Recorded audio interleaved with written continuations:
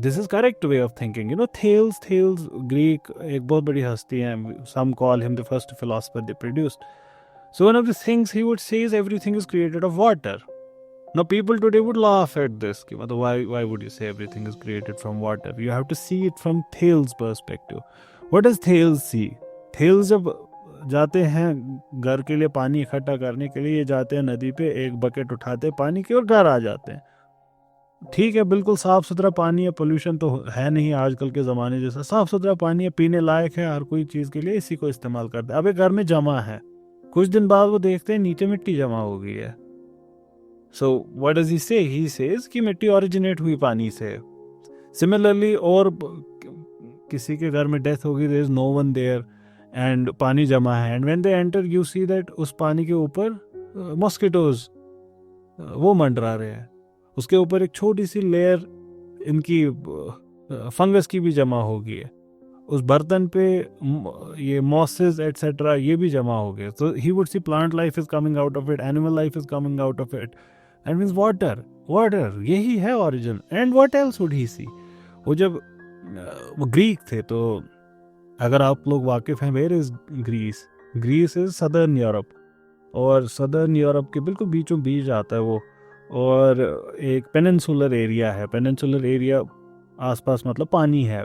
कौन सा पानी? मेडिटेरेनियन सी का. तो एजियन सी एटसेट्रा उसके आसपास ही है. So that is Greece. ठीक है, ओके. तो ये पानी से वाकिफ है. ये क्या देख रहे हैं पानी के पास?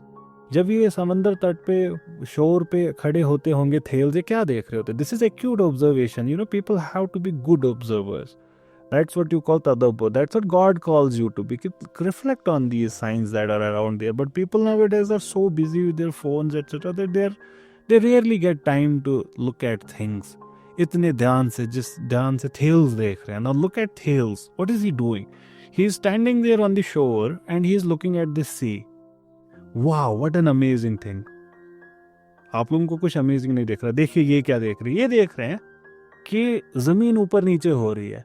आप बोलेंगे नहीं, पानी ऊपर नीचे हो रहा है. जब आप हाई टाइड लो टाइड देखते हैं, आप कहते हैं water level is rising and falling. But why on earth would you think so? Because that is what is culturally imbibed upon you. आप इसको ऐसे ही देखते आ रहे हैं. आपके मम्मी पापा ने भी आपको यही बोला है हमेशा. लेकिन थेल्स के मम्मी पापा जानते भी नहीं थे इन फेनोमेना को, क्या हो रहा है. So he would see with his acute observation कि earth is coming out of water. That's what he would see. तो हर तरफ से यही उनको दिखेगा. देन ही वुड सी कि अच्छा ये बंजर ज़मीन है, बंजर ज़मीन में कुछ नहीं उगता. And then he would see कि इसमें पानी डाले तो कुछ उगता है. दैट मीन्स पानी में कुछ है जिसकी वजह से प्लांट्स उगते हैं. Okay, everything checks. हर किसी मामले में things come out of water. And he would say everything is made of water. Thales. So these are people who would observe nicely. And